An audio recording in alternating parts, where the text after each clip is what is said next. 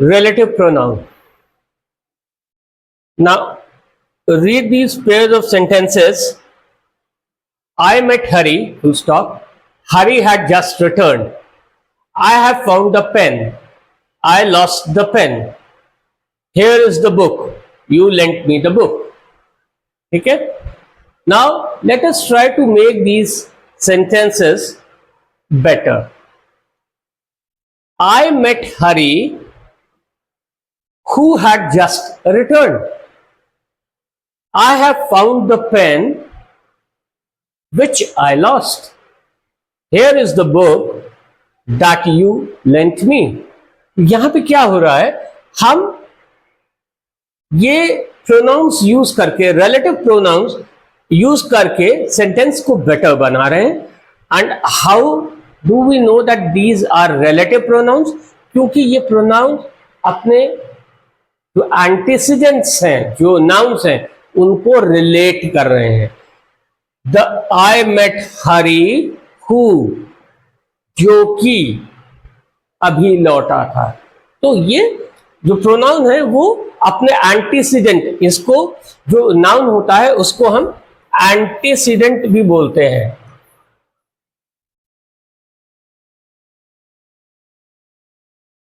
ठीक है. So I met Hari who had just return. I have found the pen which, again ये which जो है वो पेन से रिलेट हो रहा है. Here is the book that you lent me. किसकी बात कर रहे? दैट किससे रिलेट कर रहा है? बुक से. Okay, that is why these are called relative pronoun. They are related to their antecedents.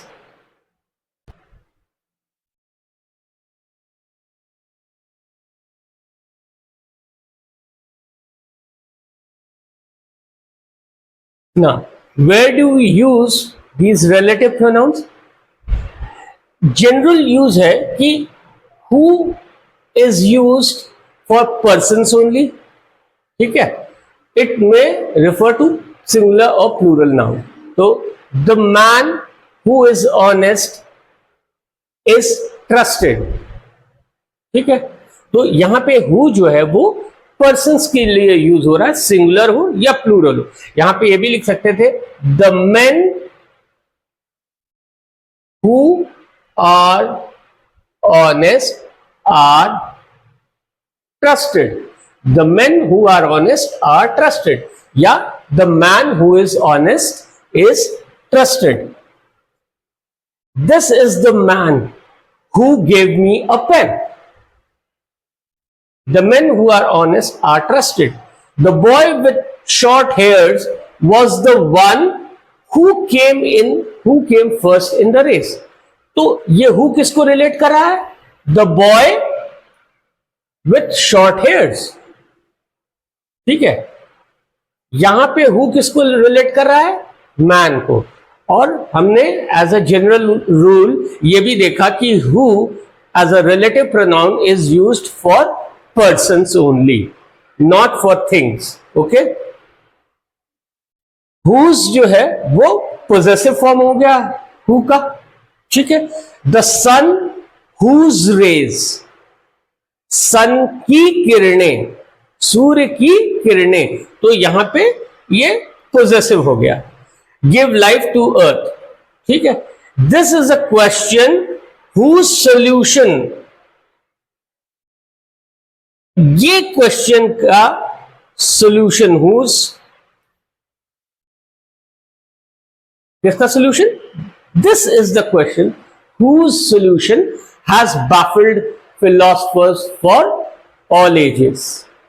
Right. तो आपने देखा कि यूज ऑफ रिलेटिव में हम हु यूज करते हैं पर्सन्स के लिए, और हु सिंगुलर और प्लूरल दोनों के लिए यूज हो सकता है. उसी प्रकार से who का possessive whose होता है.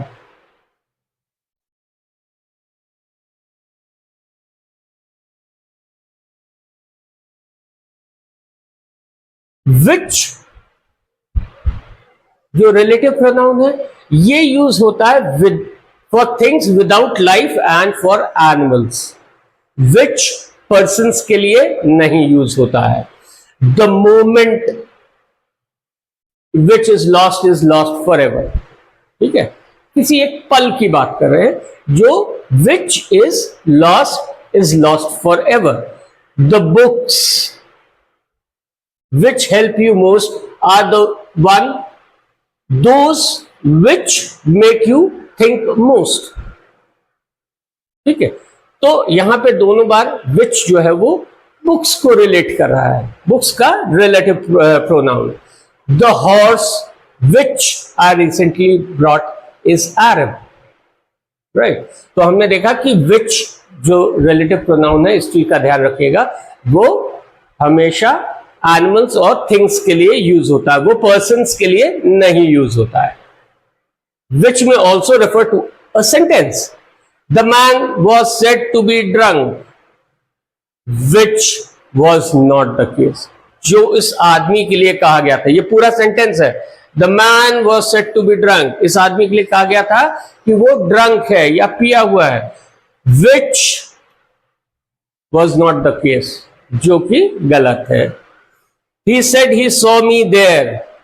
He said he saw me there, which was a lie. क्या झूठ था? What was a lie? कि उसने कहा उसने मुझे वहां देखा। He is here, which is fortunate. He किसको पॉइंट कर रहा है? पूरे सेंटेंस को, राइट। यहां पे ये मत कहिएगा कि he जो है पर्सन है तो विच कैसे पॉइंट कर रहा है इसको।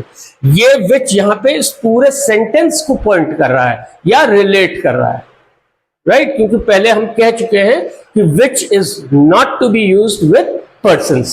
Okay,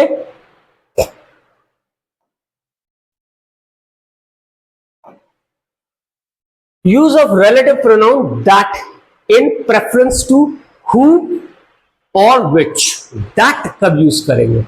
in preference to which. कई जगह हमें लगेगा कि हम यहां पे विच भी यूज कर सकते थे, लेकिन हम वहां पे दैट ही यूज करेंगे। Okay,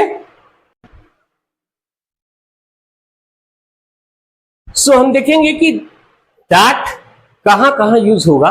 after adjectives in the superlative degrees.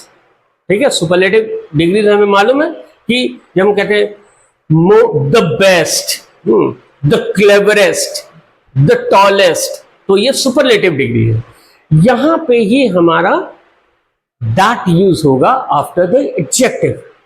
He was the most eloquent speaker that I ever heard. तो द मोस्ट एलोक्वेंट, यहां पे देखा कि हमारा सुपरलेटिव लग गया। जब हमारा सुपरलेटिव लग जाएगा तो हम यहां पे विच तो लगा ही नहीं सकते, क्योंकि which will not be used for person. Who यहां पे लग सकता था, हु आई एवर हर्ड, लेकिन जब हमारा सुपरलेटिव डिग्री का एडजेक्टिव लगेगा तो हम हमेशा दैट लगाएंगे। ठीक है, इसको मार्क कर लीजिएगा। ये कॉमन एरर्स में बहुत पूछा जाता है इस टाइप के questions, right.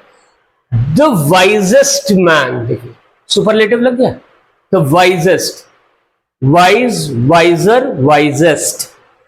The wisest man that ever lived, who ever lived, right. This is the best, superlative, that we can do.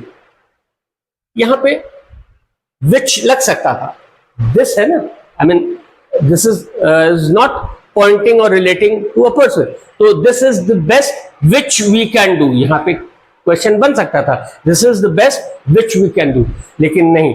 जब भी सुपरलेटिव आएगी तो हम ध्यान रखेंगे कि हमें दैट ही लगाना है। ठीक है, अब कुछ वर्ड्स हैं जिनके बाद दैट ही लगेगा, जैसे all, same, any, none, nothing, only. ठीक है, देखिए for example, all is not gold that glitters. All लग गया। इन वर्ड्स को आपको मेमोराइज, याद रखना पड़ेगा। ऑल अगर सेंटेंस में लग गया और पहले, तो हम यहां पे विच नहीं लगाएंगे, दैट लगाएंगे. He is the same man that he has been. यहां पे हु नहीं लगेगा, दैट लगेगा, बिकॉज सेम लग गया. नथिंग लग गया. Nothing can be said about him that is good. उसके बारे में कुछ भी ऐसा नहीं कह सकते हैं जो कि अच्छा हो. ठीक है, ये सेंटेंस है. तो नथिंग लग गया. नथिंग नेगेटिव से ही शुरू हुआ sentence. Nothing can be said about him that is good. Which is good नहीं होगा. Okay,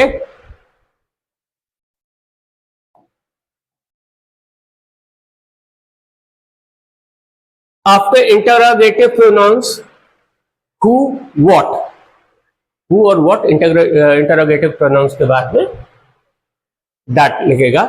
Who that saw her did not pity her. Who am I that I should object. What is that troubles you. ठीक है, तो जो interrogative pronouns के साथ who, what साथ हमारा कौन सा रिलेटिव प्रोनाउन लगेगा, that, right. After two antecedents, one denoting a person and the other denoting an animal or a thing. Antecedents क्या होते हैं, हमने पहले देखा था. Antecedents वो nouns होते हैं जिनको हमारा relative pronoun relate करता है या जिनको हमारा relative pronoun point करता है. ठीक है, एक सेंटेंस में तो बहुत सारे nouns हो सकते हैं, लेकिन जिन नाउन्स को हमारा प्रोनाउन पॉइंट करेगा या रिलेट करेगा वही उसके एंटीसीडेंट्स होंगे, राइट. तो the boy and his dog after two antecedents, जिसमें एक पर्सन को डिनोट करे. एक एंटीसीडेंट बॉय हो गया, दूसरा एंटीसीडेंट डॉग हो गया, तो हमारा रिलेटिव प्रोनाउन दैट हो जाएगा. That had ट्रेसपास्ड the club premises were turned down. Okay,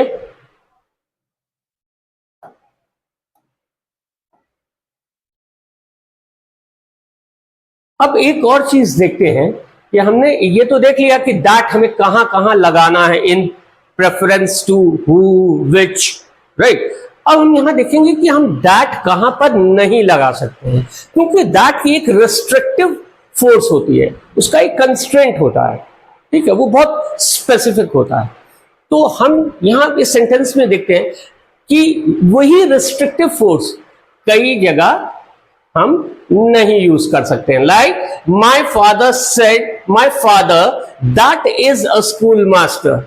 हम अपने फादर के लिए दैट नहीं लगाएंगे, हम वहां पे हु लग जाएगा. My father who is a school master, right. यहां पे दैट नहीं लगेगा. My father that is a school master is 50 years old. हमें ये कहना है my father who is a school master. तो इन सब जगहों पे जब हम इस टाइप से बात करें अपने रिलेटिव की, तो वहां पे दैट नहीं लगेगा. जब जनरली थर्ड पर्सन बात होती है तो वहां हम उसको दैट को ही प्रेफर करते हैं, पर यहां पे नहीं. ठीक है, but if I happen to have more than one sisters, I can say that my sister that has been adopted by my uncle. क्योंकि यहां पे क्या है, अगर मेरी 4 सिस्टर्स हैं तो मुझे ये बताना है कि कौन सी सिस्टर मेरे अंकल ने अडॉप्ट की, तो वहां पे हम वो रिस्ट्रिक्टिव फोर्स दैट की यूज करेंगे. My sister that has been adopted by my uncle is ill. तो यहां पे ये हो रहा है कि ऐसे मेरी 2 या 4 बहनें हैं, more than one sister. When more than one sister, that is used to put up a constraint कि कौन सी सिस्टर को मेरे अंकल ने अडॉप्ट किया है.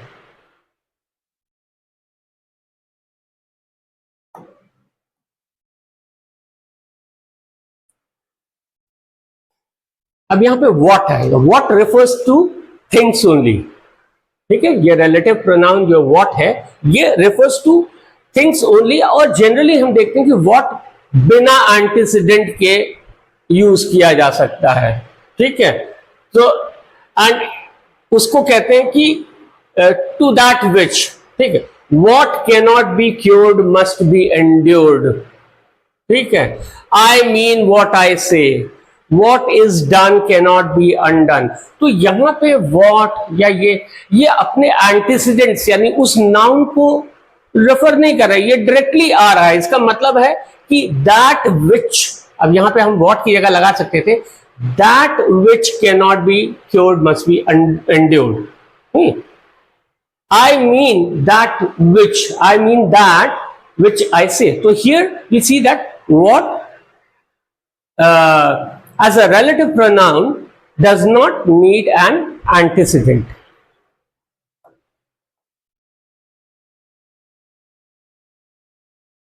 एक वर्ड as है तो ये जो है वो same as भी यूज होता है। जैसे my trouble is same as yours, ठीक है, this is not the same as that, right, I played with the same bat that you did.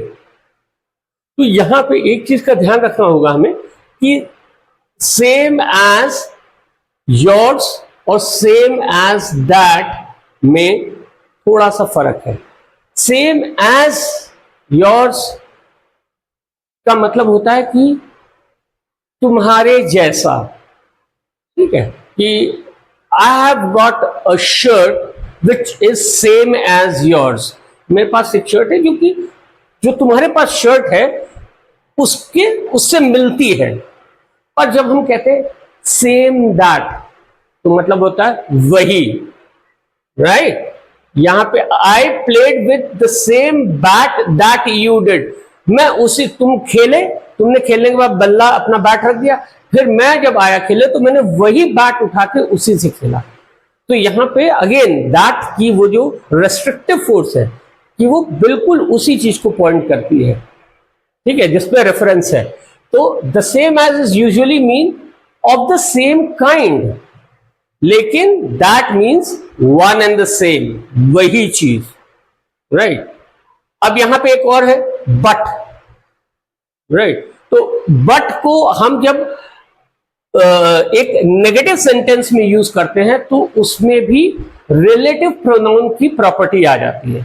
कई क्वेश्चंस आते हैं कि जैसे there is none but will agree with me, there is no man but wishes to live, ठीक है। तो यहां पे जो बट है वो एक देयर इज नन नेगेटिव हो गया, बट विल अग्री विथ मी, तो इसका एक्चुअली मीनिंग जो दिख रहा है वो इसका उल्टा हो जाता है। बट विल अग्री मतलब there is no one who will not agree with me, यानी कि सब लोग मुझसे अग्री करेंगे। जब हम नेगेटिव सेंटेंस के साथ बट लगाते हैं तो वो जो है वो रिलेट तो कर रहा है नन को, लेकिन वो उसकी मीनिंग जो है वो रिवर्स करके दे रहा है। There is no man but wishes to live, मतलब ये हो गया कि there is no man who does not wish to live, हर आदमी जीना चाहता, कोई ऐसा नहीं जो जीना नहीं चाहता। तो यहां पे हम जनरली देखेंगे कि हमारे किसी भी सेंटेंस में जब बट लग रहा है और वो बट जो है वो एक नेगेटिव सेंटेंस में आ रहा है तो वो एक रिलेटिव प्रोनाउन की तरह यूज होगा। It will be seen that the pronoun but is here equivalent to who, not, which, not, right?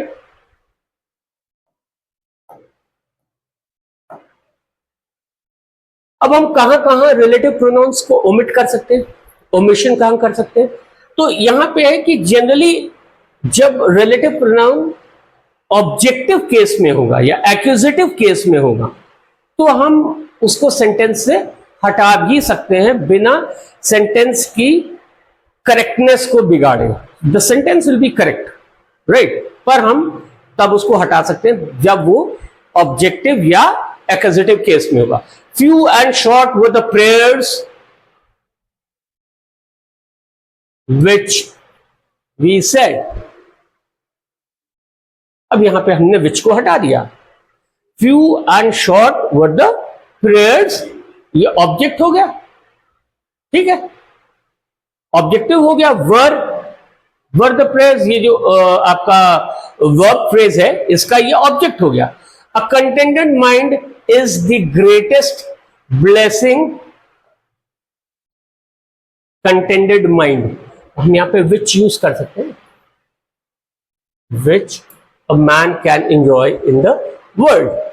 यहां पे विच जो है वो अगेन एक्विजिटिव केस में आ गया, यानी objective part of the sentence में आ गया, राइट। तो हम उसको रिमूव कर सकते हैं। I am monarch of all, हम I am monarch of all, all के बाद क्या लगेगा हमारा, दैट लगेगा, हमने प्रीवियसली पढ़ा था, दैट आई सर्वे। पर चूंकि ये ऑब्जेक्टिव केस में आ रहा है तो हम इसको रिमूव भी कर सकते हैं। ये चीज का ध्यान रखिएगा सेंटेंस में कि जब ऑब्जेक्टिव में आ रहा है और अगर वो मिसिंग है रिलेटिव प्रोनाउन तो वो सेंटेंस करेक्ट रहेगा, राइट। लेकिन अगर वो सब्जेक्टिव केस में मिसिंग है तो फिर आपको ध्यान देना पड़ेगा।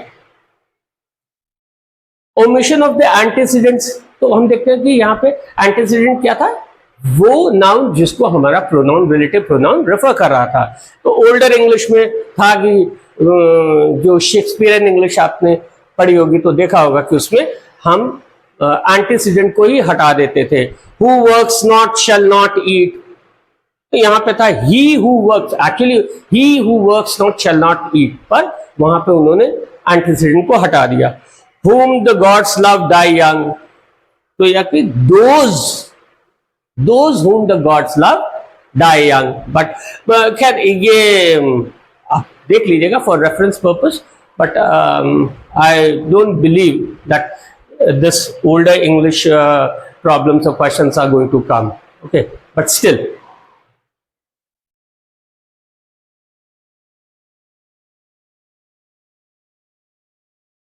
अब agreement of relative pronoun and it's antecedent, ये तो आप समझ लीजिए कि एक थंब रूल है कि हर एक प्रोनाउन हो या हमारा वर्ब हो या कुछ भी हो, वो पूरे सेंटेंस में एक दूसरे से अग्री करते हैं। अग्री इन द सेंस कि वो सेम नंबर और पर्सन के होंगे। जैसे हमने कहा ना कि अगर हमारा वर्ब सिंगुलर है तो उसका जो उसका नाउन है वो भी सिंगुलर होना चाहिए, है ना।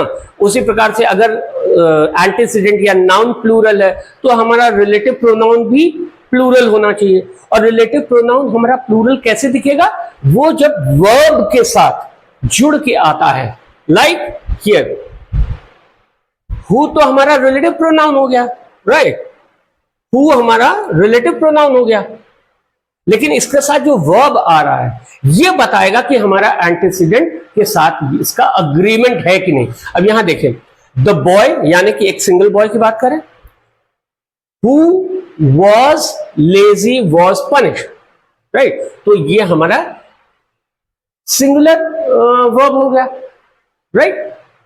तो हु वॉज इस प्रोनाउन के साथ जो वर्ब लगा है ये दोनों मिला के बताते हैं कि हमारा रिलेटिव प्रोनाउन हमारे एंटीसीडेंट्स के साथ अग्री कर रहा है कि नहीं, यानी मैच कर रहा है कि नहीं। अब ये सेकंड देखिए, द बॉयज हु तो सेम है लेकिन इसके साथ जुड़ा हुआ जो वर्ब है ये प्लूरल हो गया, were, the boys who were, right. Now you got it कि अगर हम यहां पे द बॉयज हु वॉज कहेंगे तो गलत हो जाएगा क्योंकि ये रिलेटिव प्रोनाउन और वर्ब मिलके इसके साथ अग्री कर रहे हैं, right. I who am your king will lead you, right. तो यहां पे आई हु एम यानी ये सिंगुलर हो गया, राइट। तो your king will lead you. The flowers which grow, यहां एंटीसीडेंट क्या है, एंटीसीडेंट फ्लावर्स है, राइट, एंटीसीडेंट फ्लावर्स है और विच रिलेटिव प्रोनाउन है, इसको पॉइंट कर रहा है। लेकिन यहां पे ये वर्ब के साथ मिलके ही बताएगा कि हमारा अग्रीमेंट रिलेटिव प्रोनाउन और उसका अग्रीमेंट हो रहा है कि नहीं हो रहा है। तो the flowers which grow in our garden are not for sale, right. अब ये देखिए, ये प्लूरल है तभी हमारा वर्ब भी प्लूरल हो गया। अगर ये सिंगुलर होता, द फ्लावर विच ग्रो, तब वो हमारा वर्ब भी सिंगुलर हो जाता the flower which grows in our garden is not for sale. ठीक है, so you got an understanding कि हमारा जो अग्रीमेंट ऑफ रिलेटिव प्रोनाउन और उसका एंटीसीडेंट है वो इस तरह से होता है कि रिलेटिव प्रोनाउन के साथ जो वर्ब है वो दोनों जुड़ के सिंगुलर या प्लूरल बनते हैं। अगर हमारा एंटीसीडेंट सिंगुलर है तो हमारा वर्ब के साथ रिलेटिव प्रोनाउन सिंगुलर होता है, अगर एंटीसीडेंट प्लूरल है तो वो प्लूरल हो जाता है। ठीक है, this is the only one of his poems that is worth reading. तो यहां पे ओनली वन, उसकी बहुत सारी पोएम में से ओनली वन है, तो यहां पे हमारा दैट, क्योंकि ओनली आ गया तो ओनली हमने देखा था कि जब हम ओनली यूज करते हैं, ऑल यूज करते हैं, ठीक है, नथिंग यूज करते हैं, तो हमारा जो प्रोनाउन है वो दैट हो जाता है विच की जगह। तो that is, right, that is verb हमारा सिंगुलर है क्योंकि हमारा जो एंटीसीडेंट है वो भी सिंगुलर है। Only one of his poem, यानी उनकी पोएम्स की सिर्फ एक। ओके,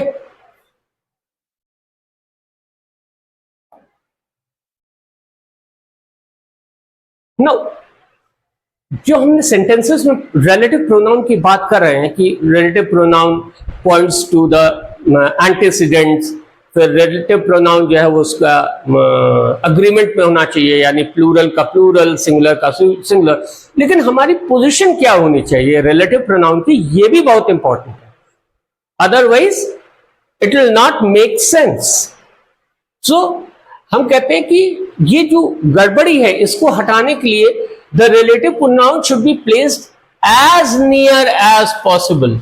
जितनी पास में अपने एंटीसीडेंट के रिलेटिव प्रोनाउन होगा उतना बढ़िया है, उतना कम खतरा है कि सेंटेंस में कुछ गड़बड़ी होगी। जैसे कि the boy who won the first prize, अब एक्चुअली इस पूरे सेंटेंस में सब्जेक्ट क्या है, द बॉय है ना, और इसी ने प्राइज जीता है, तो हमने हु को, जो उसका रिलेटिव प्रोनाउन है, उसको उसके बगल में रख दिया, इन दोनों को अगल बगल में रख दिया, द बॉय हु वन। फटाफट हमने क्लियर कर दिया अपने रिलेटिव प्रोनाउन से कि हम उस लड़के की बात कर रहे हैं जिसने प्राइज जीता है। ठीक है, तो और फिर फर्दर उसके बाद हम उस लड़के के बारे में इलैबोरेट करें। सबसे पहली चीज तो हमने ये बताई कि कौन सा लड़का प्राइज जीता, तो हमने कहा the boy who won the first prize. उसके बाद क्या हुआ, is the son of my friend Joshi, वो जो लड़का प्राइज जीता इंग्लिश में, वो ही is the son of my friend mister Joshi. अगर यहीं पे हमने रिलेटिव प्रोनाउन की पोजीशन थोड़ी सी बदल दी, the boy is the son of my friend mister Joshi who won the first prize. अब तो यहां पे क्या समझ में आ रहा है, हम कोशिश तो कर रहे हैं उस लड़के की बात करने की कि, और ये सारी चीजों को समझाने की, लेकिन हमने सेंटेंस में जब रिलेटिव प्रोनाउन की पोजीशन बदल दी तो क्या समझ में आ रहा है, यह समझ में आ रहा है कि जैसे कि मिस्टर जोशी ने प्राइज जीता है, the boy is son of my friend mister Joshi who won the first prize. ऐसा नहीं लग रहा है, ऐसा लग रहा है ना कि मिस्टर जोशी ने फर्स्ट प्राइज जीता, पर ऐसा है नहीं, उस लड़के ने फर्स्ट प्राइज जीता। इसलिए हमारा रिलेटिव प्रोनाउन अपने एंटीसीडेंट के एकदम करीब में होगा, पास में होगा। ओके।